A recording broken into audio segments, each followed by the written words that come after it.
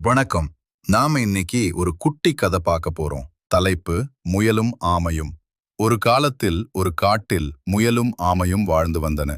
முயல் மிகவும் வேகமாக இருந்தது. அதன் வேகத்தை பற்றி பெருமைப்படும். அது எப்போதும் மெதுவாக நகரும் ஆமையை கேலி செய்தது. ஒரு நாள் அந்த கேலியால் சலித்த ஆமை, நாம் ஓட்டப்பந்தயம் போட்டுக்கொள்வோம் என்று சொன்னது. முயல் சிரித்துக்கொண்டு, நீயா என்னுடன் போட்டி, அது மிகவும் எளிது என்றது. ஆனால் அது சம்மதித்தது. போட்டி தொடங்கியது. முயல் மிகவும் வேகமாக ஓடி விரைவில் ஆமையை மிகவும் பின்புறம் விட்டுவிட்டது. சில நேரம் ஓடிய பிறகு முயல் திரும்பி பார்த்தது. ஆமை இன்னும் மிகவும் தூரத்தில் இருந்தது. இது மிகவும் எளிது என்று அது நினைத்தது. சிறிது நேரம் தூங்கிக் கொள்கிறேன். அது ஒரு மரத்தின் கீழ் படுத்து தூங்கிவிட்டது. இந்நேரத்தில் ஆமை மெதுவாகவும் உறுதியாகவும் தொடர்ந்து நடந்தது. அது நிற்கவில்லை, ஓய்வெடுக்கவில்லை, தொடர்ந்து சென்று கொண்டே இருந்தது.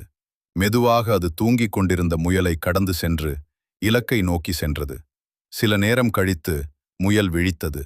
அது வேகமாக ஓடத் தொடங்கியது. ஆனால் அது மிகவும் தாமதமாகிவிட்டது.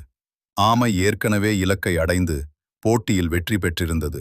முயல் வெட்கப்பட்டு நின்றது. ஆமை மகிழ்ச்சியுடன் சிரித்தது. கற்றுக்கொள்ள வேண்டிய பாடம்: மெதுவாகவும் உறுதியாகவும் சென்றால் வெற்றி நிச்சயம்.